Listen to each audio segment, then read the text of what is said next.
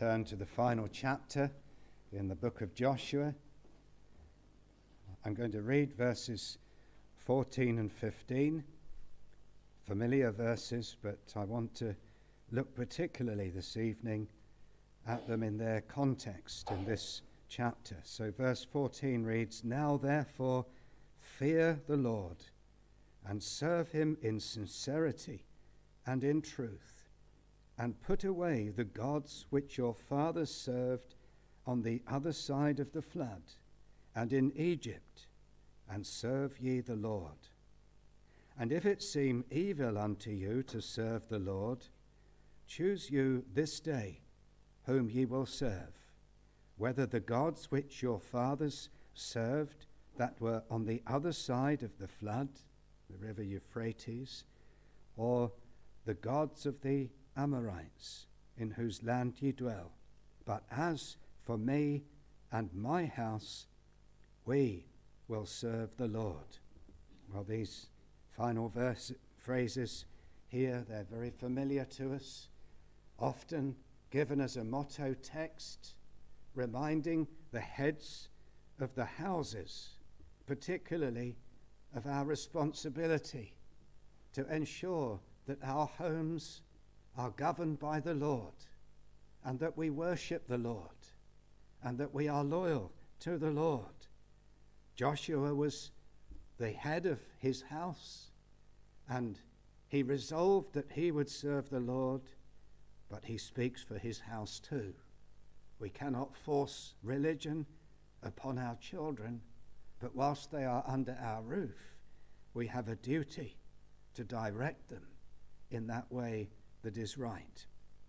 But I don't want to focus so much upon that familiar theme this evening as to think about the chapter as a whole, because there is much about worship in this chapter. True worship is the starting point for a life of complete service of God. Obedience and godliness of life flow out of worthy worship. If our worship is right, then our life generally will be right. And there are 5 principles, if you like, or lessons concerning worship that we can draw from this chapter. And the first is here in verse 1. Every act of divine worship is a presenting of ourselves before God. Look at the end of this, verse 1.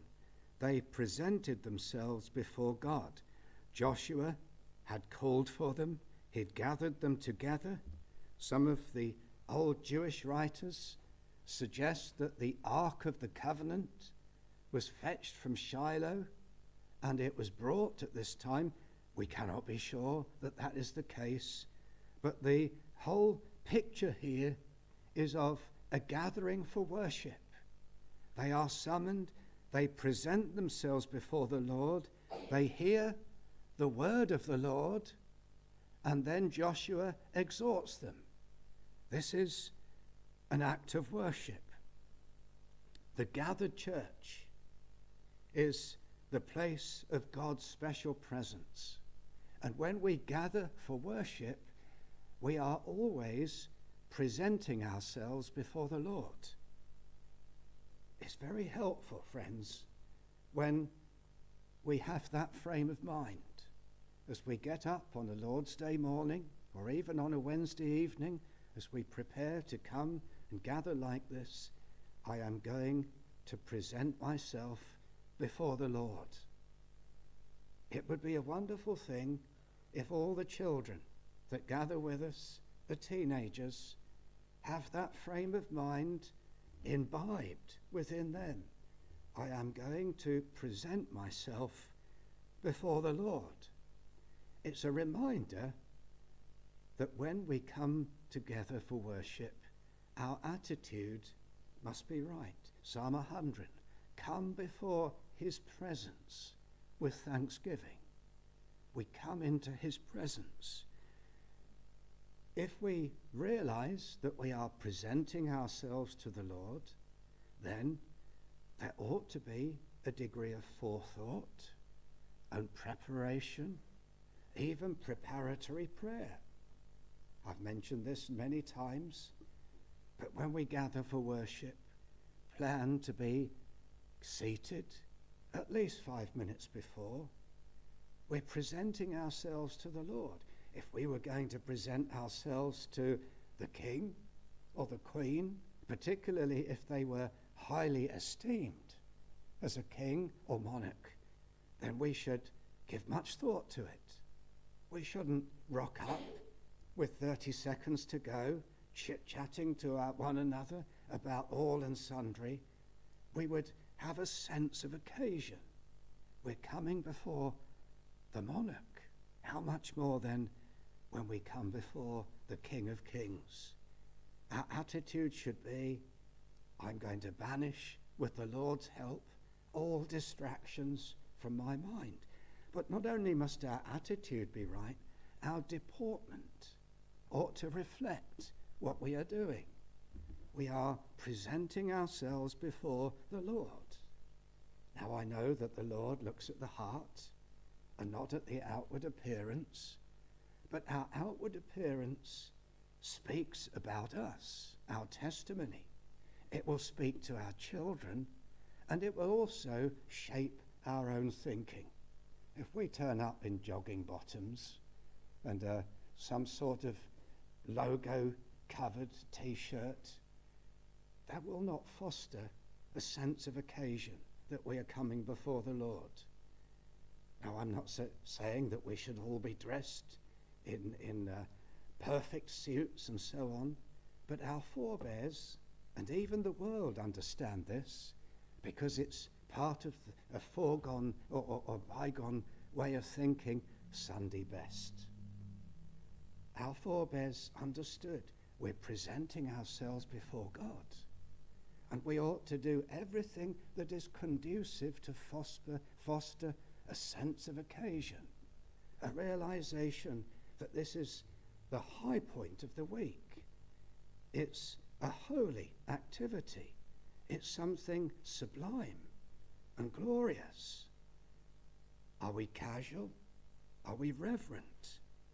Are we gathering in a way that demonstrates that we believe that God is holy, that he is the mighty God, the Creator, who sees our hearts, who we deserve to be banished from, and it's a mighty privilege that we come into his presence? Well, all these things are important. If we have children, we want to inculcate within them that we're not simply coming to meet our friends when we gather for worship on a Lord's Day. We're gathering to present ourselves to our God, to rehearse before him our indebtedness to him, our gratitude for all that he is, all that he has done for us. We come presenting ourselves to hear his word, to set before him our hearts, to consciously depend upon him and express our dependence upon him. All these things are serious activities, and we should try to inculcate within our children a sense of the momentous character of worship. Everything that will help them to realize that this is something so different to all the secular activities that we're involved in must be an advantage. Now, I don't want to get distracted on this, or we won't get very far, but just turn to 1 Corinthians 11. And this particular passage has always been controversial. Well, for many years now, it speaks of the women in the church in Corinth covering their heads. And some genuinely believe that this ought to still be the case, and we respect them for their genuineness of that conviction. But one of the underlying lessons here is the church's testimony to the unbelieving world. If you look here at verse 6, where the apostle is established that in the church, the male, or the man, is appointed to a position of headship and leadership. But in verse 6, he says this: if the woman be not covered, let her also be shorn or shaven. But if it be a shame for a woman to be shorn or shaven, let her be covered. What's the apostle saying here? Well, he's asking the church here to reflect upon their testimony. In those days, clearly, it was a shameful thing for a woman to have shorn, very short hair. It would identify her almost certainly with a sector of women in society who were immoral. And so the apostle says, you wouldn't want that, would you? Think of your testimony. People would conclude or may conclude that, well, you can be part of that particularly immoral sector in society and still be a member of the church. And therefore, he says, think of your testimony. In Corinth, you understand that women who do not cover their heads, it would be a great stumbling block to others. People would assume that you're not submitting to your husband, and therefore let her be covered. Don't spoil your testimony. So we do have to think about our testimony in the way that we dress. What's the cultural code? What will be the message that we send to the unbelieving world around us? If we dress smart, if we gather for worship and people can say, those people that go there for worship, they certainly treat worship as a serious matter, something that they are deeply respectful of, that will be a good thing. But let's move on. That's the first thing we see here. Worship is presenting ourselves before God. Secondly, worship and devotion is a response to what God has done for us. We don't worship God primarily so that he does something for us. We worship God because of what he already has done. Look at verses 3 to verse 14 here, and we're not going to look at all the detail. But there is a phrase that comes up in almost every verse, or a theme. Verse 3, I took your father. Verse 4, I gave to Isaac. I gave to Esau. Verse 5, I sent. I plagued. I brought you out. Verse 6, I brought your fathers out of Egypt. And so on. You come to verse 13, I sent the hornet before you. Verse 13, I have given you a land for which ye did not labor. It's all about what the Lord has done for them. And then verse 14, Joshua says, now therefore, in the light of what God has done for you, fear the Lord. Serve him in sincerity and truth. Now, of course, the rehearsal here of what God has done for Israel, it was a picture of redemption, of his greater work of salvation from sin. But the principle is here, worship really is a response to what the Lord has done for us, certainly for the Christian. Let me mention 4 things which ought to stir our hearts every time we gather for worship. Firstly, God's electing love. That God in his eternal wisdom should set his heart upon us and so love us as to call us to himself. It's something that God has done. We didn't choose him. He chose us to salvation. Secondly, the work of Christ in atonement at Calvary, paying the price of sin, undertaking all that was necessary to deliver us from the wrath to come and to secure for us the favor of his Father in heaven and all the benefits, the eternal benefits of salvation. The Lord has done that for us. Nothing that we've had to do in order to obtain his favor. Christ has done all. Thirdly, we can think of his irresistible call. We were dead in sin, indifferent, preferring the pleasures of this life, but the Lord, in his irresistible grace, called us out of our old life of sin and moved our hearts to seek him. It's a remarkable work. It's what the Lord has done for us. He did it for Abraham. He called him out of Ur of the Chaldees and then blessed him. Fourthly, we can think of his preserving work. When we come to the end of our life, we shall be able to say, the Lord has kept. He's kept me.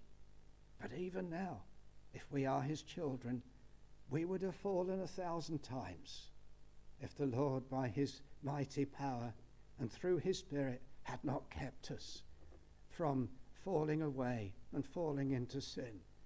What a God we have. We could add providence, his overruling and providing and ordering of our lives, so much that we can say, the Lord has done this and he's done that for me. Therefore, as Joshua says here, therefore fear the Lord, serve him in sincerity and in truth.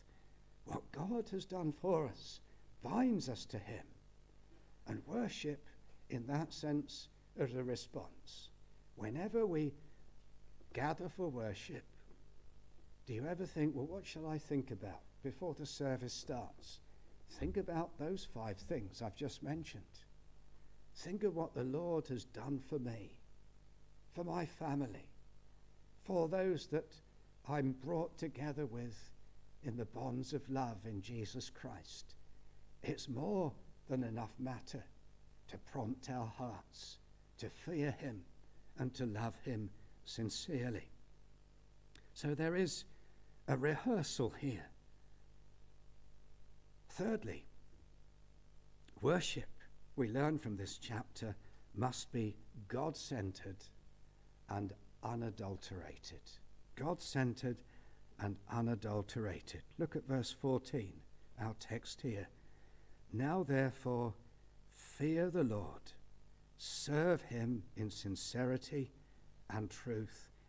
Put away the gods which your fathers served on the other side of the flood.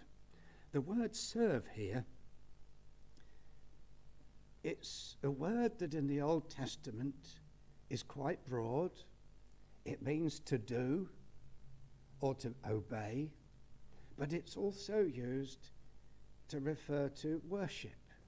And it's certainly the case here because it's used again in verse 14. Put away the gods which your fathers served. The implication is they worship them.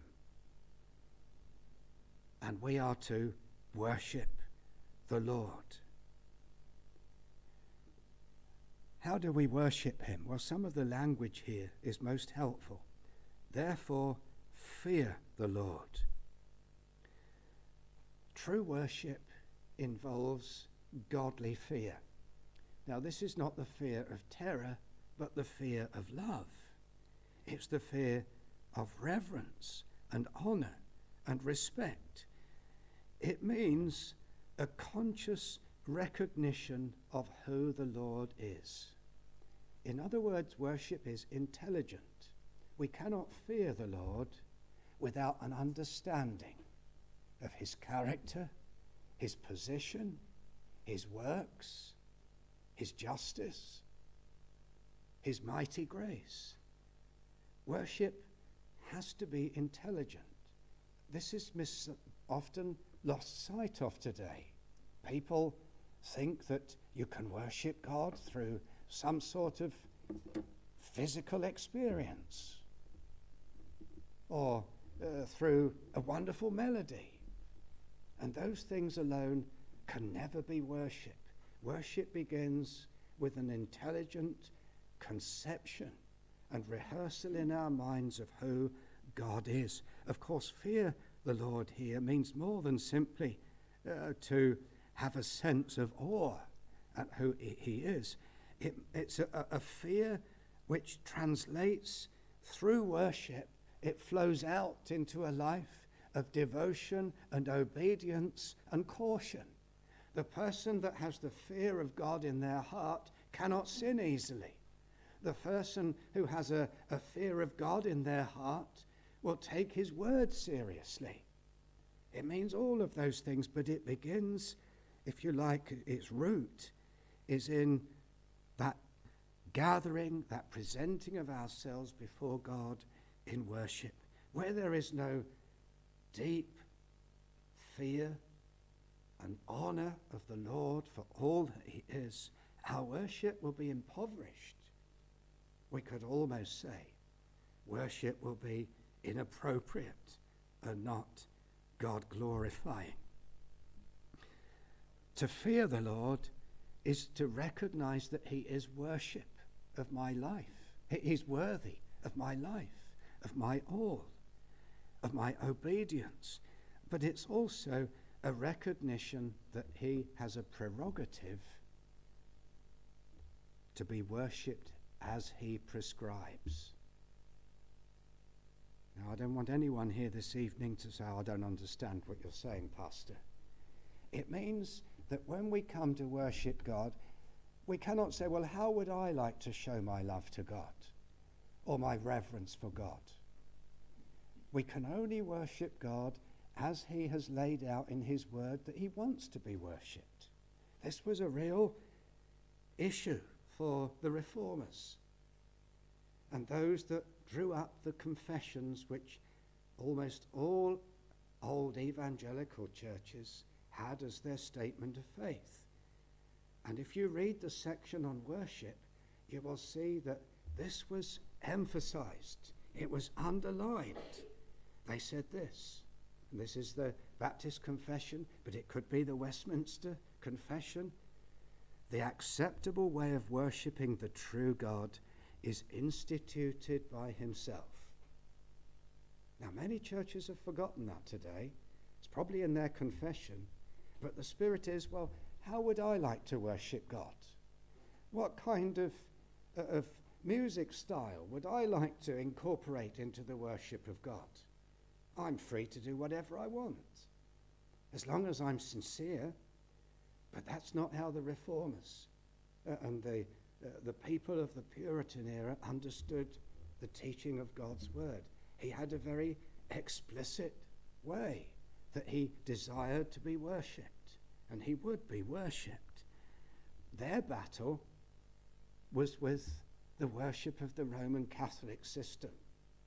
You understand the ornate architecture, the robes and vestments that the priests wore, the smells and the bells, the Gothic chants, the ritual. They recognized that this was so far removed from worshipping God in spirit and in truth, the worship of the New Testament. And that's why the early Reformed churches, they stripped bare all these things. They simply had a pulpit, and they would have plain architecture, no stained glass windows, the music with all that beautiful Gothic chanting. They didn't have a problem with that in secular life, but they said when it comes to the worship of God, these things are inappropriate. It's all about the words. It's about the lifting up of the heart to the Lord. And for some years, there was almost no singing. That was corrected later, the time of Benjamin Keach, but they would read the Psalms. But their worship became very plain and very simple because they were reacting to the style of the Roman Catholic Church. Turn with me to Deuteronomy chapter 12.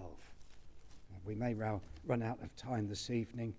I've digressed somewhat, but there's a warning here that doubtless Joshua had in mind when he exhorts the people before his death. Verse 29, Deuteronomy chapter 12. When the Lord thy God shall cut off the nations from before thee, whither thou goest to possess them, and thou succeedest them, and dwellest in their land, take heed to thyself, that thou be not snared by following them, after that they be destroyed from before thee, and that thou inquire not after their gods, saying, how did these nations serve their gods? Even so will I do likewise. Thou shalt not do so unto the Lord thy God. The issue here is not the abandoning of God, the true God, in favor of the idols. The issue here is the borrowing of the worship style of the pagans and applying that or offering that style of worship to their God. That's what he says here. How did these nations serve their gods? Even so will I do likewise. Thou shalt not do so unto the Lord thy God.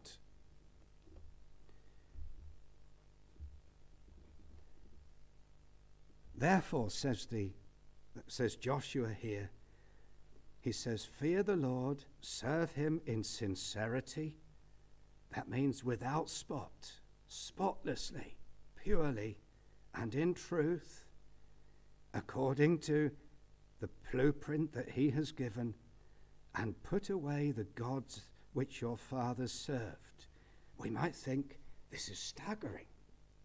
Here are the people that Joshua has led out of the wilderness into the land of Canaan, and they are secretly harboring these icons, these images, these pagan gods, whatever they are.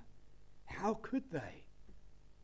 Well, Joshua here is not implying necessarily that they had replaced God, but they had borrowed these pagan instruments of worship, and they were saying, well, we'll worship God through these things. If you don't believe me, read Exodus chapter 32. They made the golden calf, but then they said, this day is a feast unto the Lord our God. They're going to still worship the Lord, but they need the worship style of Egypt. And that seems to me what is here being warned against. Not out and out abandoning the Lord and worshipping the gods of the Amorites, but borrowing these things, using those to worship the true God. Man has always had this propensity to innovate in worship. Usually it leads ultimately to out and out idolatry, but there are stages, there are steps. My wife and I read this morning. One of the kings of Israel. He did that which was right in the sight of the Lord, but the high places and the groves were not taken away. The but there was this. Generally, he led the people in loyalty to the Lord, but he allowed them to have those innovations in worship which were not part of God's blueprint. Where did they get the high places, the groves? Paganism. Oh, well, we're going to worship the real God, but we must use some of those pagan ideas. when King Ahaz went to Damascus to meet the king of Syria, he came across there a brazen altar.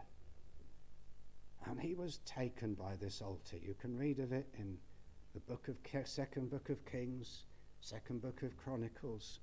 Had this brazen altar, and he sends back a design of it, a blueprint, back to Jerusalem, and says, make one like this. I want one. Doubtless it was very ornate, very well carved. It appealed to his senses. What did he do? He took the ordinary looking altar out of the temple in Jerusalem, put that to one side, and he put the new design in the midst of the temple. Was there anything wrong with that? There was everything wrong with it. He was still going to worship God, but he borrowed one of the instruments, the mechanisms, very appealing to the flesh, to the senses, and says, this is what I want in the midst of the temple now. It was abomination to the Lord. And this is what's happening, friends, in the evangelical world today. Oh, well, we must have music that is going to stir my senses. I want something that is going to whip up my emotions. That's the way the world want their music. Something that's ecstatic. Something that is going to move me to some sort of exalted experience. Friends, it has no place in the worship of God. Because worship is an intelligent act. It's grasping the things which the Lord has revealed of himself and responding to what he has said, what he has done for us. We use music, but it must always be inconspicuous. It must be in the background. It's the envelope, the letter. The sentiments are the sentiments of the mind and the heart, not the sentiments of our physical emotions and senses. They must always be subservient. And that's why, at the time of the Reformation, the Reformers divested themselves of all those beautiful chants and the melodies that were part of the Roman Catholic Church, because they were physical and sensual in that sense. And they said the church must be pure. So in a way, Joshua is saying here, put away worldly things. Put away the gods. Put away the things which belong to Egypt, to the things that belonged to your ancestors on the other side of the river Euphrates. Serve the Lord in his way, according to his blueprint, to the honor and glory of his name. Well, we must close. Joshua says here, verse 15, you choose this day whom you will serve. The implication here is not simply choose the object of your worship, but choose to serve him his way. Not your way, not with all the props of the heathen, but choose to serve him as he would have you serve him, as he would have you worship him.